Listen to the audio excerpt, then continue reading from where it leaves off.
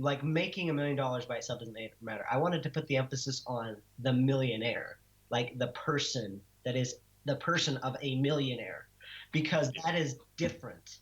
Like the millionaire that changed and wasn't just doing something just for money, but embodies a millionaire. This is what's freaking beautiful about that. You take away his money, and what happens?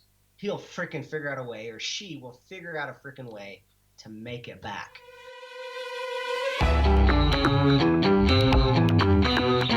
Do you want to earn more? Work less and enjoy what you do each day. It's no secret, it can be done. This podcast with Dr. T will not only educate and inspire you, it will also teach you how to do more and be more with the time you already have. It will be like a shot of adrenaline straight into the heart of your business. Here is your host, Tyson Franklin.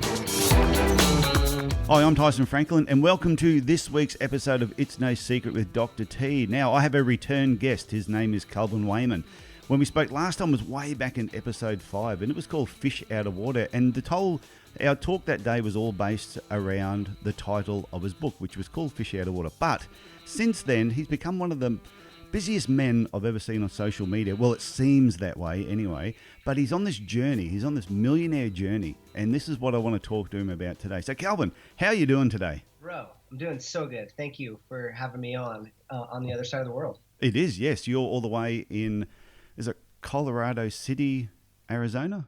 Yeah, Colorado City, Arizona. Yep. Yeah, I looked it up on a map yesterday, and I think there's 10 adults, 15 kids, and 25 dogs or something. Something like that. So, do you know the joke? I don't know if you caught the joke. So, one of my last posts is I said I come from a small town of 5 adults and dozens of kids. Like, do you get the joke? No, I didn't. That's why I made that comment. That I know you mentioned about population. This might make an interesting turn on the podcast, but I'm going to drop it right here. So this is something I'm coming out with more and more that I haven't shared as much on social, and it's actually where I come from. So the 5 adults and several dozen kids is the Wayman residence. It's what I grew up in.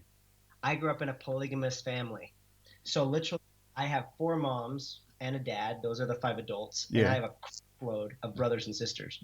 So saying I come from a small town and it was called the Wayman residence, like that's kind of the joke. The small town was my house that I grew in, and it was my family. You had 4 mums. 4 moms. I didn't even know we were going to take this little shift, but this is really interesting. Yeah. So what religion was that part of? It's Mormon fundamentalism. Oh, okay. So there's Mormons that I'm sure you've heard of. Yeah. There's like this whole Broadway show called Mormonism. So there's mainstream Mormons, just kind of like how there's the Catholic Church and then there's non-denominational churches. Yeah. There's the Mormon Church and then non-denominational fundamentalist Mormon churches. That's what I grew up in. And so my family for generations have been polygamous. My dad's a polygamist, my grandfather's a polygamist. Go a couple generations back and my great-grandparents have been thrown in jail just for their religious beliefs because they consider it like a actual principle as a way that is you're supposed to live. Yeah. And stuff like that. So it's like part of the entire religion. On both sides, just a deep-seated belief for men and women. But yeah, so it's just been my normal. I didn't know anything else because I was homeschooled. I didn't go out until I was in college, and so everybody I knew was polygamous. It was just normal. My wife has me beat. She has 5 moms, you know? So you and your wife both come from the same background? Yep, different places though. Yeah. So right here, Colorado City area, where I live right now is where she grew up. I grew up in Salt Lake City, Utah. You're still Mormon yourself, or no? Not really. The end of last year, since you and I have done the interview, I made the official exodus, I guess, where I've just made the personal decision that it's not for me. It's been quite the transition and the whole process, just because it's such a deep-seated cultural thing with family and everything that this is the way, or that it was the way. Yeah. And so for me to say it's something that I don't choose to carry on is like kind of a shocker. But it's also not too big of a surprise with some people because I've been already on different paths for a while. Like out of all of my 40-plus brothers and sisters, I'm the first college student, first one that moved to California and did all that stuff. So I've already kind of been an outlier, I guess, within my Yeah. small town.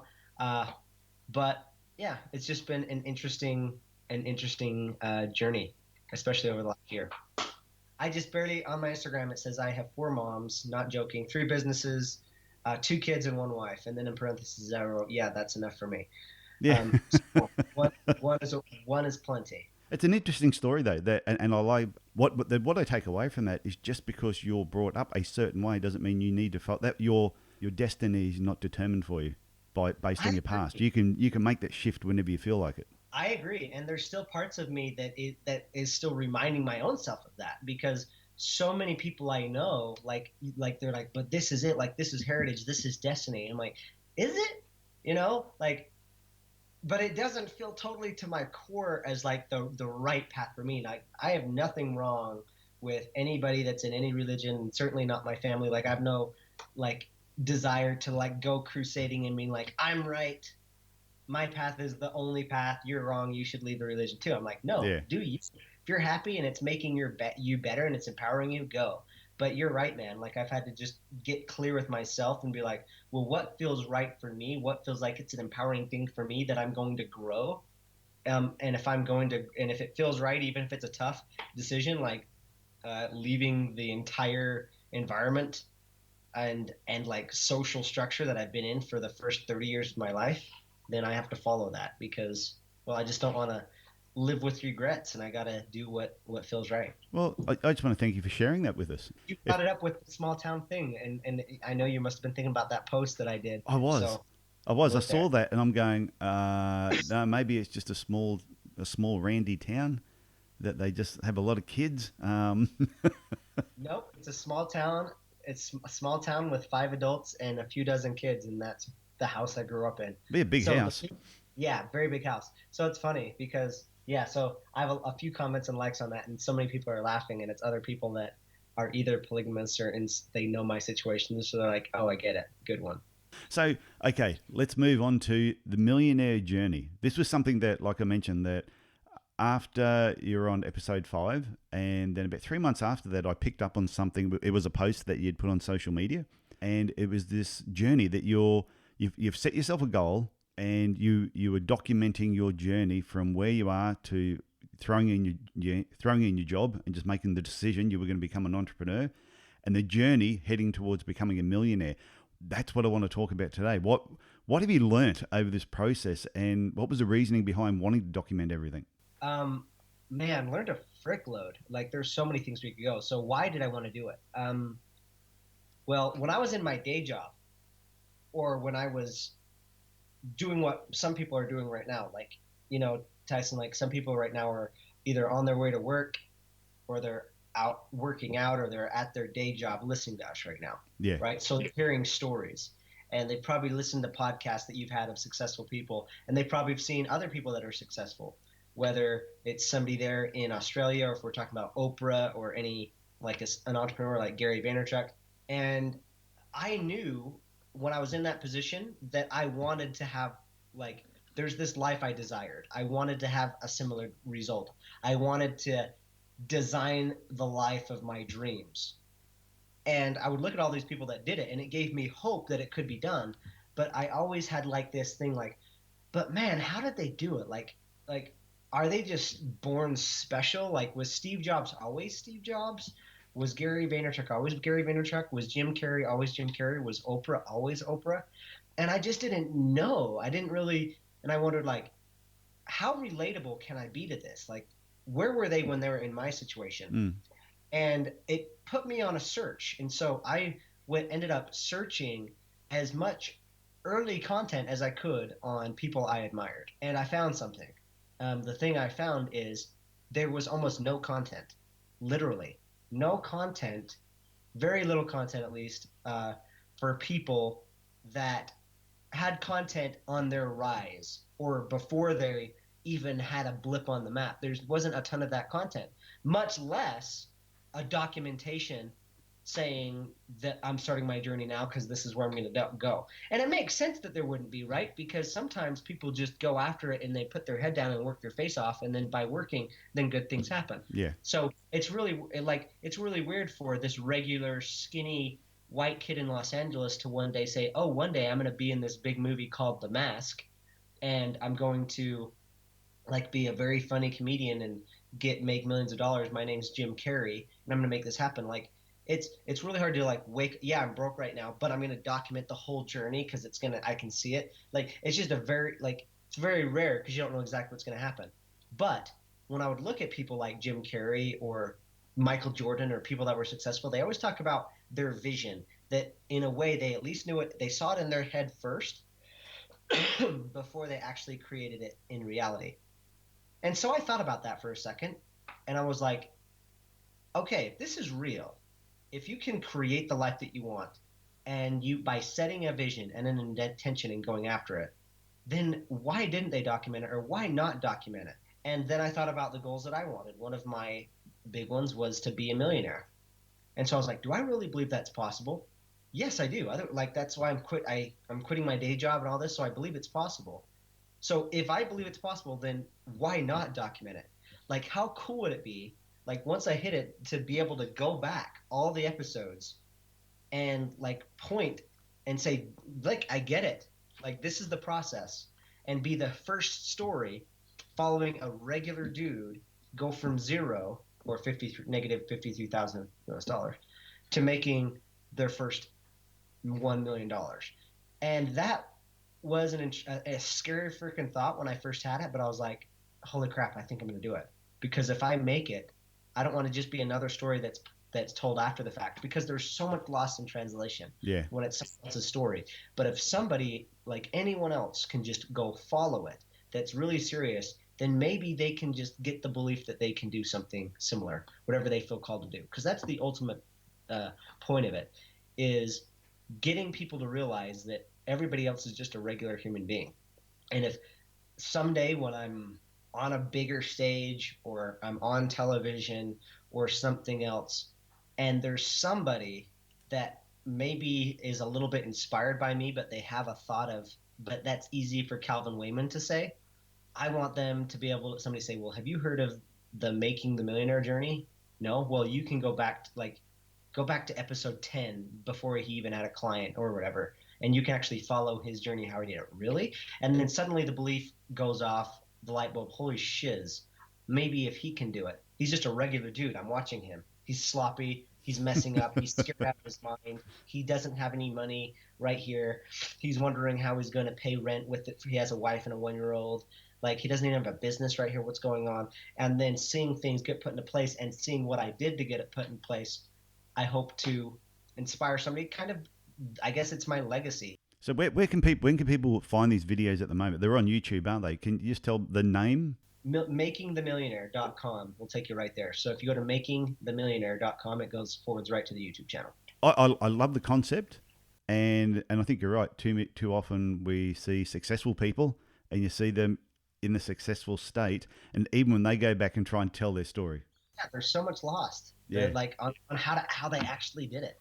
So what's your definition of a millionaire? I think that would be interesting. Is it $1 million in the bank? Is it $1 million in assets? What's the benchmark? So mine it's actually quite simple. It's literally just making $1 million in revenue within a 12-month period. That's my target. That, like, for the purpose of the show. Yeah, I want to get to the point where I have $1 million in assets and stuff like that. But for the purposes of the show right now, that's like my first major benchmark, is to make $1 million within 12 months. And just for full transparency, I'm not a millionaire right now. Like, not even close. Like, I started the show right after I quit my day job, literally before I made my first dollar in my own business. Was that about 2 years ago? Yes. Yeah. I started it early 2016. Yeah. And there's the episodes in there when I got my first ever client for my social media business, to documenting to when I got my first few, to when I made my first $10,000 or $5,000 day, $10,000 day, and stuff like that. But in transparency, last year was my first 6-figure year. So even right now, we're still smack dab in the middle. Yeah. So I guess made about 10% of the way there. So it's an ongoing journey and process as we speak. But that's why it's called a journey. It's not called an overnight success.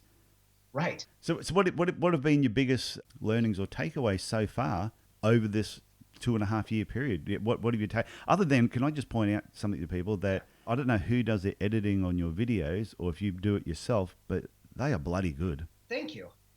Dude, that means a lot to me because yeah, I put a shizload of work into the editing. Something that has been a fun thing for me actually. The B-roll, the storytelling aspect, like that is just the repetition of storytelling Yeah. from episode 1 to episode 101 is insanely different.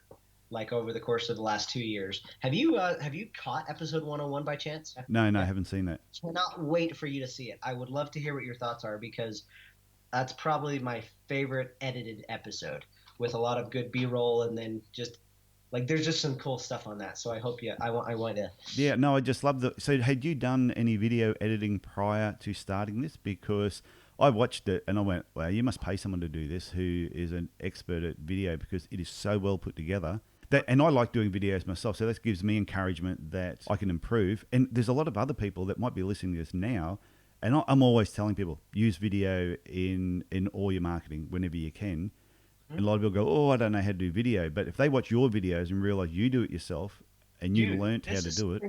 I was just showing somebody my videos last night because what people also don't realize is I do my entire vlog off of this. From your phone. So, it's my cell phone. Yeah, it's just my cell phone.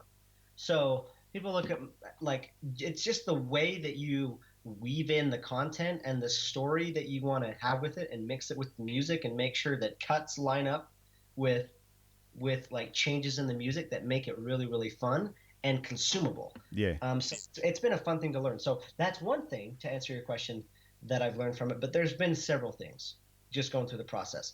The accountability has been a big thing just by being ballsy or crazy enough to be like, oh, I'm calling this a millionaire thing. Oh, I'm $53,000. Well, it's probably like 20 something $1,000 in debt when I first started it. But to be like, oh, but it's going to happen. Just you wait. And start it that early. Like that was a heavy accountability to make me start taking the tough actions. Yeah. But I think the big takeaway that I want to share right now that I've been thinking a lot about is, and you've probably heard successful people talk about this, and I'm really learning it in a deeper way. It's called making the millionaire and stuff like that, but it's not just about the millionaire, the money. And I know some people are like, is it just like money hungry, stuff like that? The reason I love the chase of going after $1 million is what I know it represents at this point. I have to change and step up in a big way to make that happen. Yeah. I have to provide value in a big way to make that happen. So the major shift, especially for this year that's happening, going through this, like knowing that I'm making $1 million is in a weird way, even though that's the show, that's not my main target. My main target is not trying to hit the $1 million. And if it stays that, I feel my progress slowing down. Instead of what I have to do is shift it to something more in my control, which is more of providing value to someone or a group of people and do it enough times that it's worth more than it's worth like $2 or $3 million worth of value plus, because if I do that, then the result comes as a byproduct. So just to kind of say that another way, what I'm learning is when you want the result, you can't just focus on the result. You have to focus on the thing. And I talk about this a little bit in my book, actually, in the chapter on measuring. But you have to focus on the thing that you know if you do that, then the $1 million part comes as a byproduct. And so that's put me in a big space of changing deeply from taking to just giving. Because I know that if I'm giving my best stuff, if I'm coming on and being like you and I know each other a little bit, like through social media and the other podcasts, and I know that if I just come and just open up and I hold nothing back and I just give, like that's gonna come in some way. Like just before this, I had a friend that last week said, "Will you help me start my blog?" And I was like, "Yeah." We just got back from a 1-hour walk. Like what am I getting from that? Like there was no like exchange. I was thinking, I was like, what can I give this person? Like, cause it could help. And then right before that, somebody that I'm helping coach on their health, cause I lost 50 pounds, that asked if they could coach with me. And I said, yes, like I'm just putting everything I can into that. And then without expectation in a weird way. And then in a weird way that I feel like it's coming back in some other karmic way. Like, I don't even know how to explain it because I'm so smack dab in the middle, but that's the most fresh thing that's on my mind right now that I'm learning. But you do have to become, it's not about, like you said, it's not about making $1 million. It's about becoming the person who makes $1 million. So, and that's why you hear people, they could win lotto and get $10 million and 5 years later they're broke. Totally. Whereas you could see someone who's a successful millionaire, take all the money off them, they go bankrupt, and 5 years later they're a multimillionaire again because they've learned the process. I thought about simplifying my show at first and was thinking of calling it Making the Million, and I realized that doesn't freaking matter. Like, making $1 million by itself doesn't matter. I wanted to put the emphasis on the millionaire, like the person that is the person of a millionaire, because that is different. Like, the millionaire that changed and wasn't just doing something just for money, but embodies a millionaire. This is what's freaking beautiful about that. You take away his money, and what happens? He'll freaking figure out a way, or she will figure out a freaking way to make it back. Whereas you give somebody, to your point, you give somebody something that is not leveled up, and they have a lot of money, whether it's winning the lottery or a lot of NFL players get a lot of money and end up losing it. I have a friend that was gifted $5 million when his mother passed in her will, and it, unfortunately, like, within a short period, he burned almost all of it.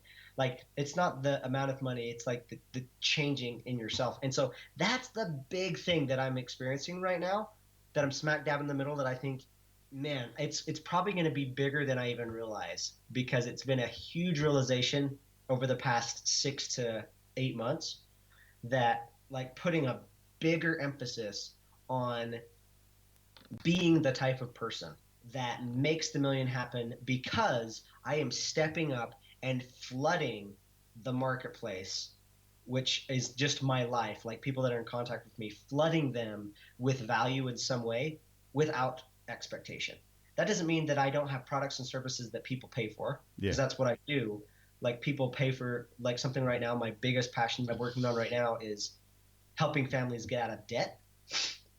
Because that was a big part of my journey. Once I did that, it really helped unleash my creativity when I didn't have that burden of debt and, like, getting my money right. So I have a program on that, and people pay to get in it. But once they're in, I don't just think about what's the bare minimum thing that I promised that they're going to get in this. Like, it's like, what can I do that will give this person so freaking much that's not taking anything from me, by the way. Like, it's like I can afford to spend 20 minutes with this person on something and, like, help them, like, make a personal breakthrough so that they can get to where it is they want to go, or this walk that I just did with a friend to help him get his blog started. Like, that doesn't take away from anything.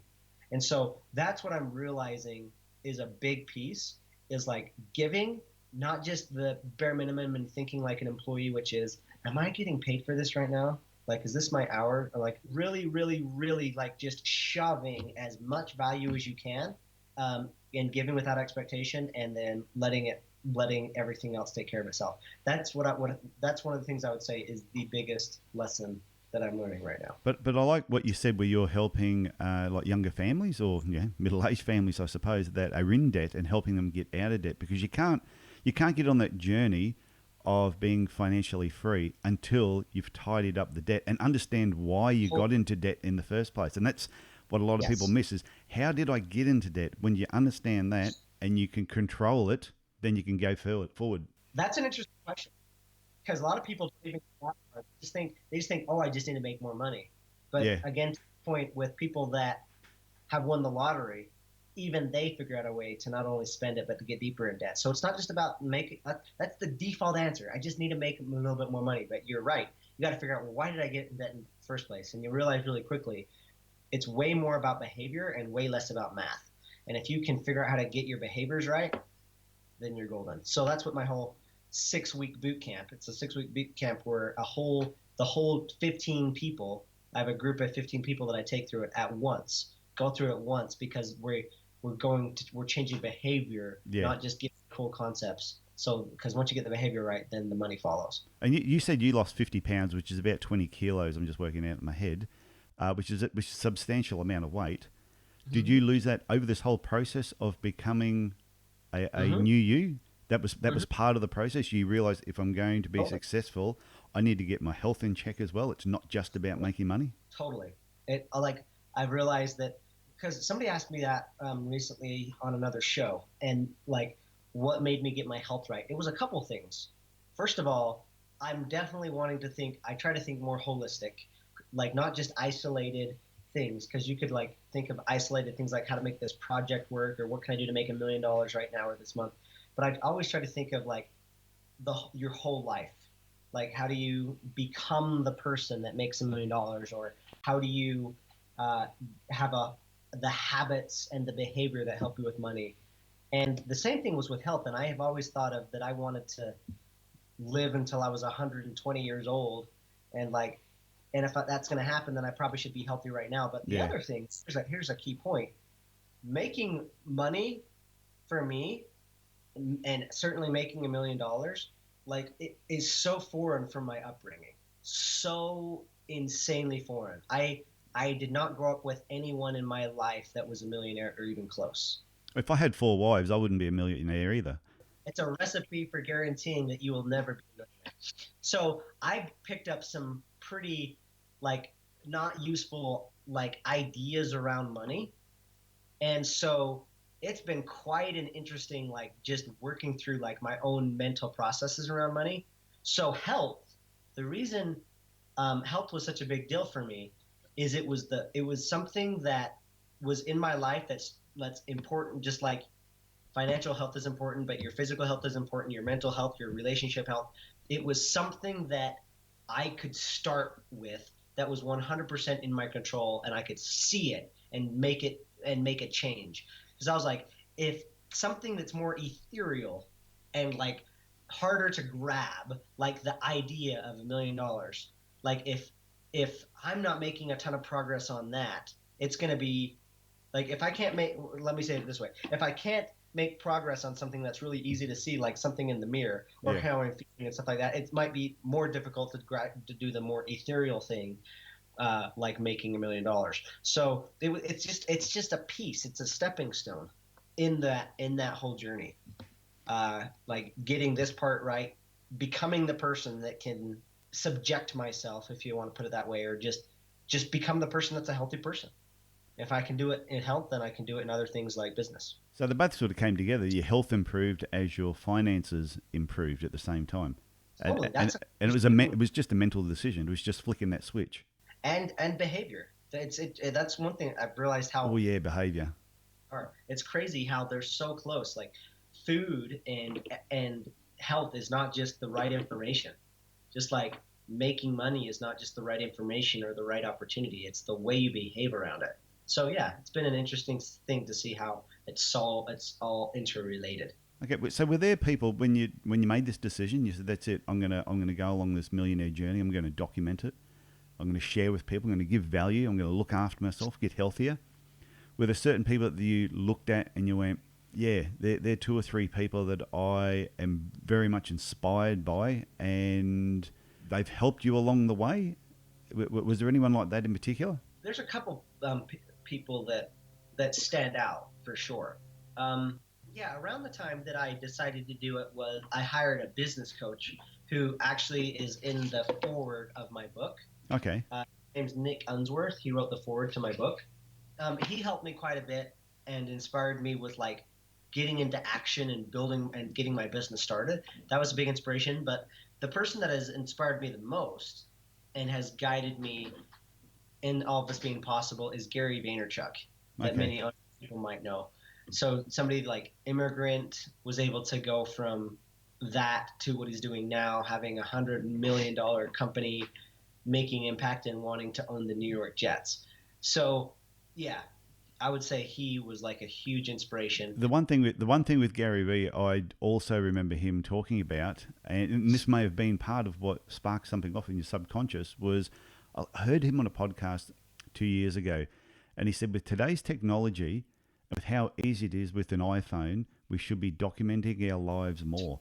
And he was talking about different grandparents, and one who had a journal or something and one who didn't, and he read their journal and he learnt so much about that side of his family that he thought, everybody should just be documenting at different stages throughout their life, so their grandkids, great-grandkids, great-great-grandchildren one day can just look back and actually watch that? Yes.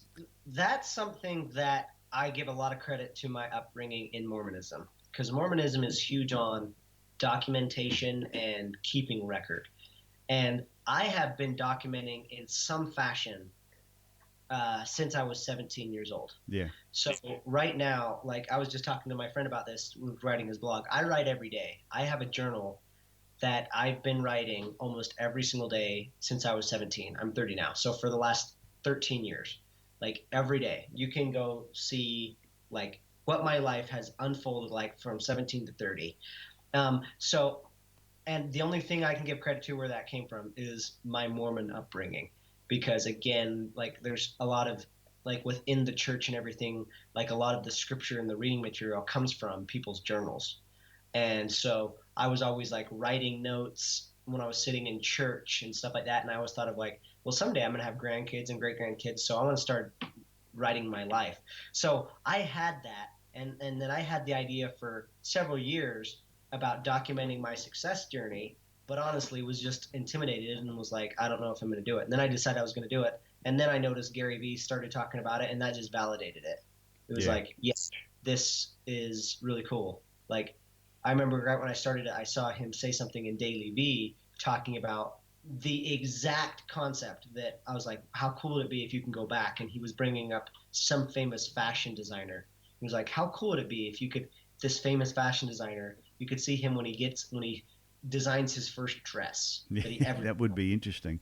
And I remember him, I think it was him or somebody mentioned, if you go back and hunt through the archives and find the first ever Gary Vee video, you'll see they go, it is terrible. He is awkward in front of the camera. They go, it's hideous to watch. But now you see him now in front of a camera, and he's the most confident man in the world. So it's good that some of that has been captured. Yes, it's so fun. Like the first few interviews of Steve Jobs, like there's so many books on Steve Jobs now on his presentation style and how good he was at capturing an audience and storytelling. And on his first interview, he literally says, like right before it goes live, I think I might throw up. And I'm not even joking. Like he was so nervous that he was going to throw up. And it's actually been fun, I must say, because I have enough documented on my stuff now that like once a quarter I unplug from everything and like reflect on what I've done over the last 3 months or things like that and kind of plan for the next month. And this last time I did that, I reflected in some older video. How long do you take the break for, just out of curiosity? 3 days? Okay. Yeah, so I'm coming up at the end of, we're here in June right now, so at the end of June I'll be unplugging from everything and going up to Park City, Utah. And I'll spend 3 days not using and not text messaging anyone, no email, no social media, just getting really quiet and still. But in that, I sometimes do reflecting, and I can reflect on my journal, which is really crazy. Like the last time I read my entire journal for the last 5 years, which was really crazy to just kind of get a spend 8 hours reading my journal and like seeing my human self evolve. Yeah. But what's also cool that you just made me realize with the Gary Vee thing is looking at really old videos, because I'm naturally introverted. And it's crazy because, and this is why I'm so glad I'm documenting it, because I'm starting to already get people that come up to me and say, when I tell them to do a Facebook Live or something, and they're like, well, easy for you to say, you're Calvin. Yeah. And what they don't know is when I first got on social media, you certainly wouldn't know this, like, because you just mentioned how I'm out there. I was afraid to even show a profile picture of myself for the first 3 years that I was on Facebook. Not only, like, I was what Gary Vee would call a lurker. I never commented, I never liked, because I was afraid of ever being seen. Like, heaven forbid somebody say, I saw that post or commented, and then somebody argue with me. So I didn't even show a profile picture of myself. It was a picture of a comic strip, Calvin from the comic strip Calvin and Hobbes, for 3 years. And I say that just for anybody listening to show that it's a process and it's an evolution. And anybody that you see that is super out there or super extroverted like a Gary Vaynerchuk, maybe they didn't start that way. No. Like I said, I've seen early Gary Vaynerchuk stuff, and he was not out there. And everyone knows Gordon Ramsay, you know, the celebrity chef, and he drops all the F's and C's under the sun. But you go back and have a look at some of his early videos, and he's actually a polite chef. He wasn't ranting and raving, but he evolved into that until you see him now. Yeah. And I think anybody that, like, I remember when when I did my podcast interview with you back at episode 5, I was shitting my pants. You were the first person I had come on the show who was like an author that I didn't know. You were the first complete stranger I had on my show. And I had dry mouth. I was a little bit sweaty. I had water here. Would have had no idea. No, you had no idea that that's what was happening. But I can listen back to that, and I listen to the actual intro of it, and I go, oh, I can hear it in my voice, that there's that little quiver. There's that little quiver in my voice. But now, it doesn't matter who I get on, I'm actually really confident with the interview process. And I think myself and the show and my guests have evolved over that time as well. I totally relate to that, man. So what's next for Calvin? Where are you? Well, actually, we'll just go back a step. So Gary Vaynerchuk is a big inspiration. And I have seen you post a lot of things with Lewis Howes as well. Yes. So Lewis, the reason he's a big thing is he was the first online entrepreneur that I actually invested in that got me, like when I quit my day job, I had $500 cash. And I was like, should I save this for rent or should I invest in it in some way to like learn how to grow a business? Because I didn't have any money coming in. So I thought I probably should just save it for rent. But I ended up buying Lewis's course. Yeah. And that was like my first in to actually get the ball rolling. And so, so we've connected. I'll be at his event later this year. He does a freaking awesome event.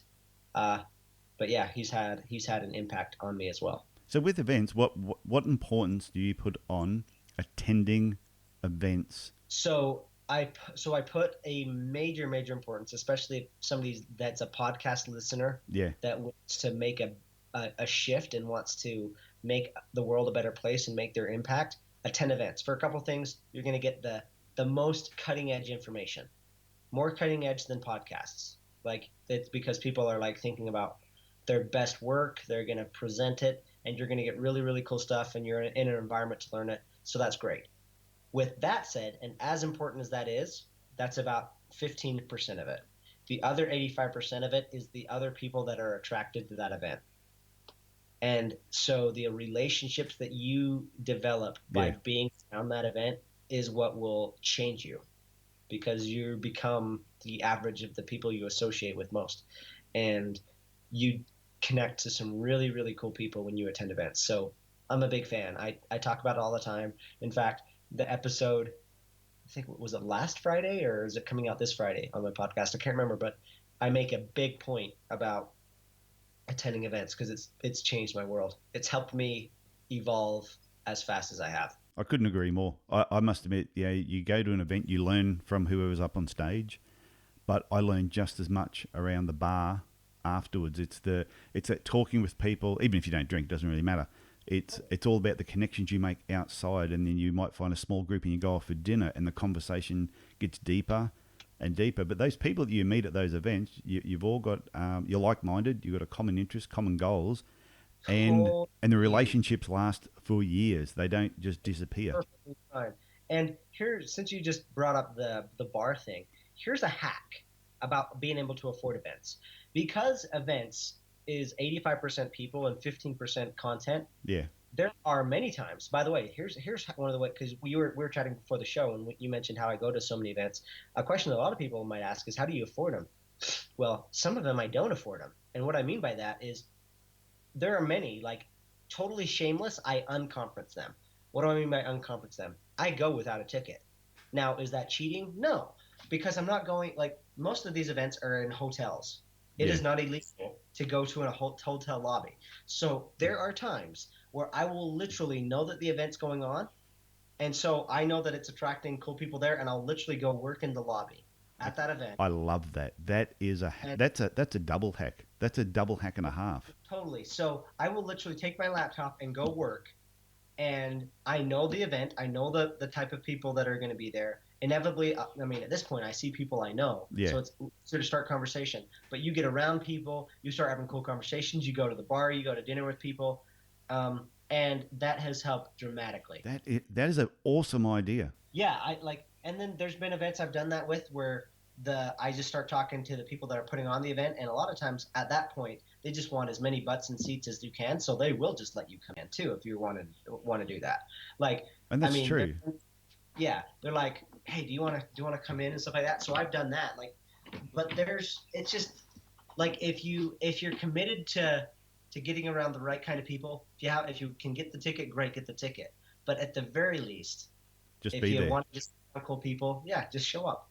I really like that idea. And it is one of those things too where honestly you could be in town when a certain event is on and it's sold out, but you had no idea the event was on and you didn't know you were going to be in that town at that time. And if you did just turn up, and I must admit I've done that myself. I hadn't planned to do it, but I have done that myself where I've been in a city and I knew there was an event on. I went, I might just duck down there and have a look. Maybe I can have a look at the trade show. And I've ended up, having some fantastic conversations. So I think everyone should just note that down in their diary. Next year, I'm just going to turn up to something and just test it out. Yeah. And I did that recently at Russell Brunson's ClickFunnels event. I knew that he had 800 people there or more. And I went there to do podcast interviews. I had several friends that I knew were going to be there. I worked out some of the arrangements of people I was going to do podcasts with. But it was actually interesting because while I was there, people knew that that I didn't have a ticket. But one of my friends had another friend that couldn't make it. Yeah. And said, hey, give this to somebody that would use it and would love it. And so I go there, and just because I'm there, because I'm taking action, because I'm there doing podcasts, my buddy says, hey, my buddy's not using this ticket. Come into the event when you have a second, because here's your ticket. I was like, oh, sweet. This has been the idea of 2018 that I'm going to take away from this conversation. And like my whole podcast, I always say it's all about earning more, working less, and enjoying what you do more each day. And I think you've really ticked all the boxes today. I have one final question for you. This is my last question that I ask everybody. And I don't think I asked you this one the first time we spoke because I hadn't actually thought of this question. Cool. It's Monday morning, and you're just going for a walk through the desert as you do because you live out in the desert. And you just happen to... for you. Yeah, you just happen to bump into somebody.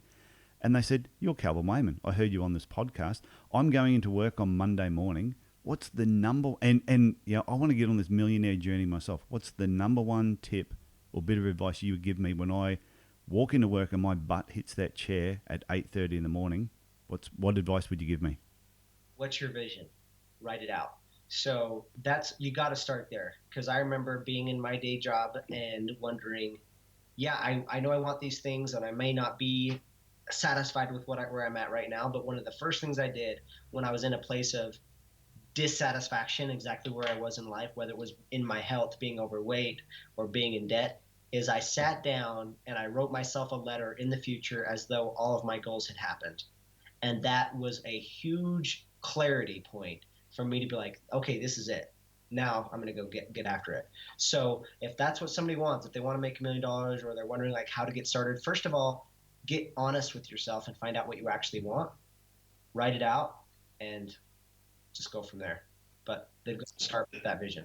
That's a beautiful answer. It's all about the vision. It's all about knowing where it is that you want to go. So, Calvin, thank you so much for coming back on It's No Secret with Dr. T. This has been fun. I've learned a lot about you, more than I was expecting to learn. Yeah, super deep. It's always good to see you pop up in the socials. You're a beast. Thank you for the reviews and stuff, with the podcast and different things that you've done on me. That means a ton to me. So this has been fun. Thanks for having me back. No, the pleasure has been all mine. And I know for a fact that I will get you back on the show because I think we will need to get an update on what happens with Calvin Wayman over this $1 million journey. So once again, thank you. Okay, brother. Thanks. Well, today's conversation with Calvin Wayman was a bit different than what I expected or what I had planned. I didn't realize we were going to talk about polygamy and Mormonism, but I'm glad we did because I think it sort of explains a lot about Calvin's thinking and where he came from, where he is now, and where he's actually headed. And I think it's great that he's documenting this journey for others to follow, because too often we only see the success at the end. We don't see the journey that people go through. And like you mentioned, it's not about making $1 million. It's about becoming that person that actually makes $1 million. So I hope you got something from that. And if you get the chance, go and check out Calvin's show. It's called Curious with Calvin Wayman. That's the name of his podcast. So my guest next week is Patrick McFadden. Now, he is a marketing consultant with Indispensable Marketing. And we talk a lot about tactics versus strategies in marketing. And he has a little twist on it, which I thought was really, really cool. And it was about prescriptions versus diagnosis. Here's a little snippet of what Patrick has to say next week. The buyer is invisible. The patient, the customer, they are invisible today. They are consuming information, determining who their provider of choice is going to be without you even knowing that you were even chosen or in the selection process until they actually decided in their head, I'm going to call Tyson because I saw the video. It made sense to me, and you didn't even know you were the provider of choice. And so that's hard for a lot of people to accept, is that they have to jump into the conversation early, not later. It's, if you can't gain somebody's awareness and attention early on in their process of determining if they need a service and how can they solve this problem, you've missed the boat by the time they're ready to make the decision, because they've already decided. If you love marketing as much as I do, this is one podcast episode you don't want to miss, and I guarantee you're going to walk away with a long list of ideas that you can apply back to your business straight away and actually make more money. That's how good it is. So in closing, and to end this podcast episode, if you have any questions at all, please send me an email, tf@tysonfranklin.com, or go to my website, tysonfranklin.com, and you can always leave a comment at the end of each podcast episode. Otherwise, feel free to leave a review on iTunes or whatever your podcast platform is that you listen to.